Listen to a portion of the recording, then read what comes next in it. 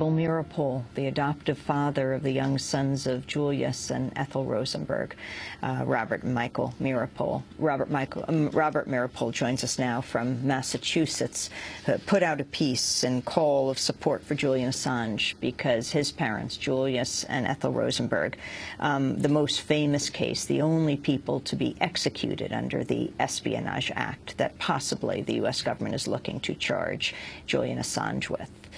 Juan? Well, Robert, I'd like to ask you this whole issue, as you were saying, about the government possibly trying to look at the being able to charge Julian Assange under the Espionage Act. Even if you get past, or those who believe that the Espionage Act is constitutional, the mere idea of charging someone who is not a U.S. citizen, who wasn't even in the country, with a violation of the U.S. Espionage Act really begins to take the American legal system to whole new realms of arrogance, it seems to me, in terms of its power around the world. Well, yes, that's true, but we shouldn't forget the case of Manuel Noriega, the United States, and of course we have Guantanamo, and black site prisons all over the world. Our government rejects the universal jurisdiction of other nations or of the World Court, but as far as we're concerned, we are free to indict, and if we can get our hands on anyone or anywhere all over the world, and that is, I would say, a prerogative of empire. It's a reality we face. It's not one that I approve of, but I think it's the reality of today. I want to go to some more news footage from June 1953. These reports are right before the Rosenbergs were executed, after their final appeals were rejected. One newscaster here lampoons the protesters who demonstrated in support of the Rosenbergs. Inside the stone walls of Sing Sing prison, the Rosenbergs wait all day for word of their fate. It's now more than 2 years since they were first sentenced to die for organizing atomic espionage for Russia. Rabbi Irving Kozlow, a prison chaplain, goes in. He will not leave until after the execution, which is being held before sundown because the setting of the sun this Friday marks the beginning of the Holy Sabbath in the Jewish calendar.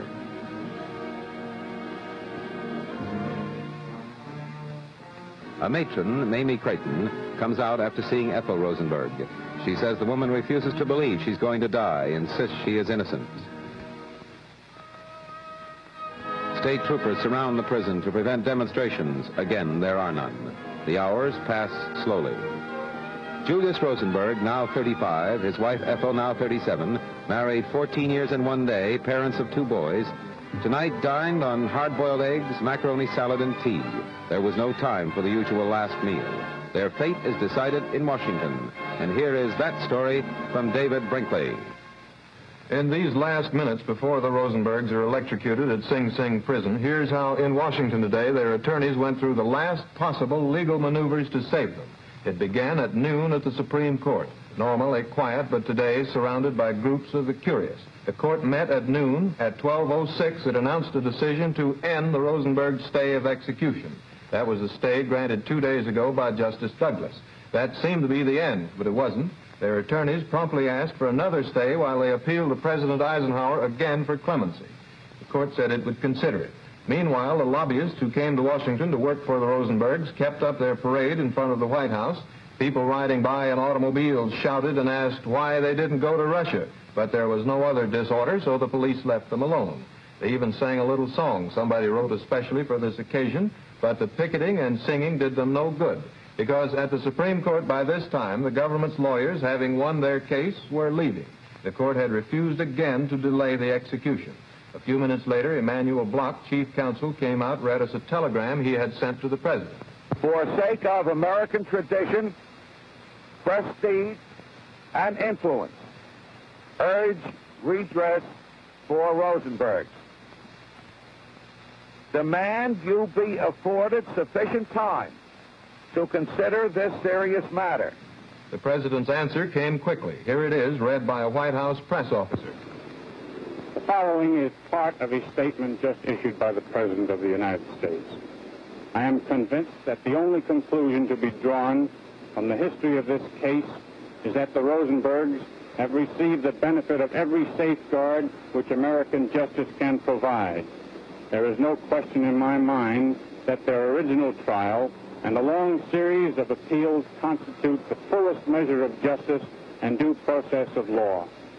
Throughout the innumerable complications and technicalities of this case, no judge has ever expressed any doubt that they committed most serious acts of espionage.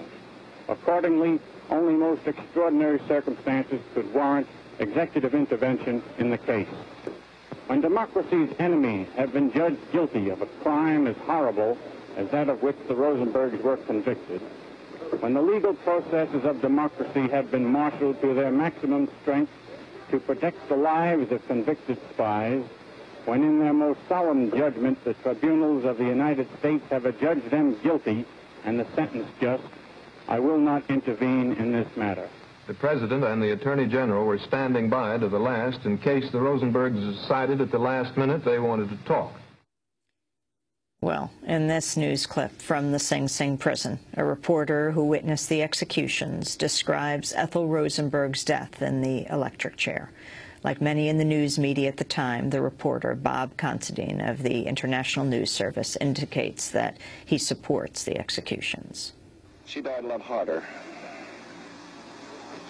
When it appeared that she had received enough electricity to kill an ordinary person and had received the exact amount that had killed her husband, the doctors went over and pulled down the cheap prison dress, a little dark green printed job, and placed the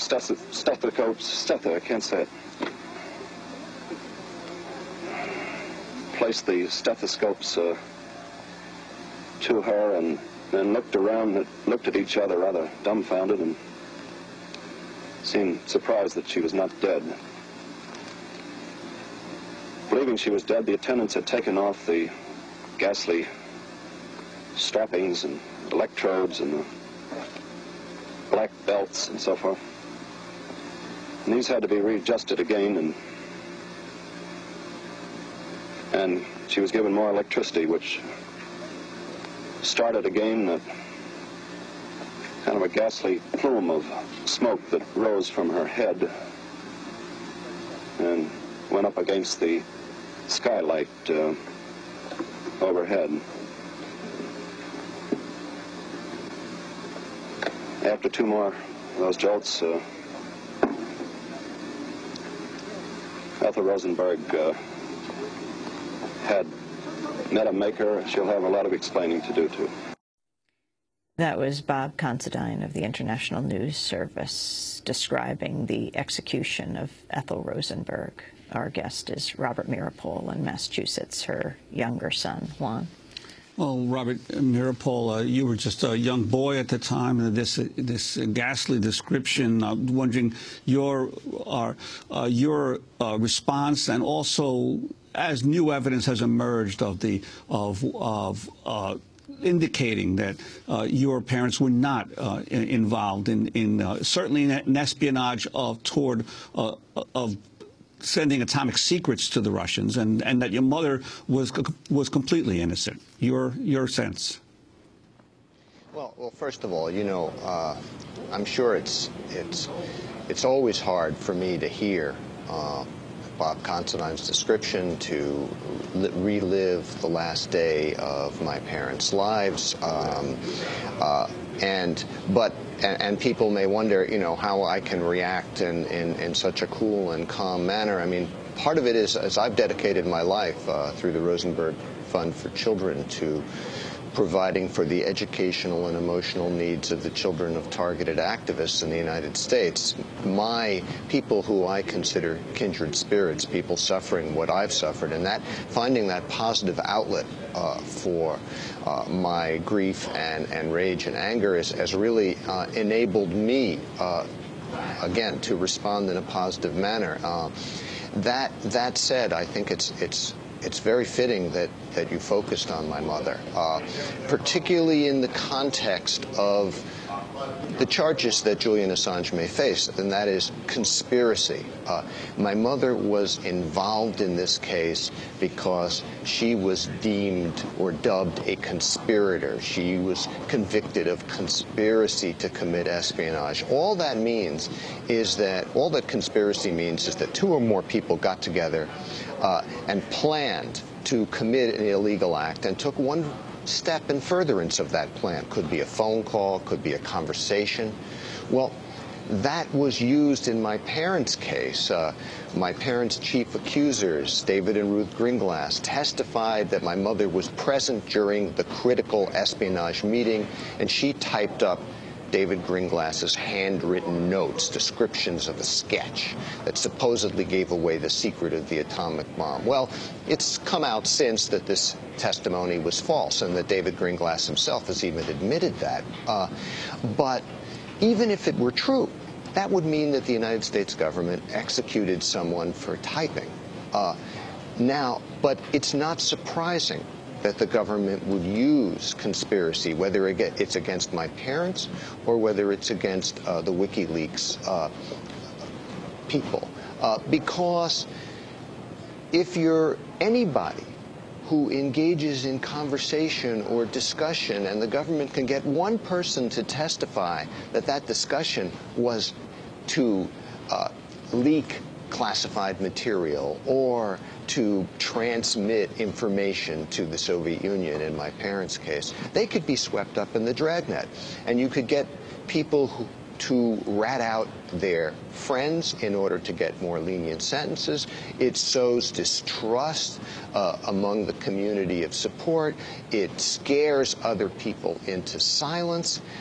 And so what we see here is, if there is a criminal indictment for conspiracy, not an attack on just Julian Assange himself, but on the entire community of support that is seeking to promote the very revolutionary idea that the people have the right to know what their government is doing.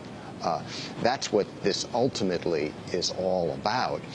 And every left-wing, every progressive organizer, every organizer in general, how can you engage in organizing, in getting groups of people to protest, in coordinating activities without engaging in what the government would term a conspiracy? And so it is a threat to all of us, and that is really why I issued my call, for us to recognize this. This Espionage Act of 1917 has been this sword of Damocles, sitting quietly, mostly unused, ready to spring out and attack dissenters. And when you have it in the context of the growing secrecy that we face today, we have 5 and seconds. An authoritarian-oriented Supreme Court, it is a danger to us all. Robert Mirabeau, we want to thank you very much for being with us, younger son of Ethel and Julius Rosenberg, founder and executive director of the Rosenberg Fund for Children. I'm Amy Goodman with Juan Gonzalez, our website, democracynow.org. Thanks for joining us. Thank you.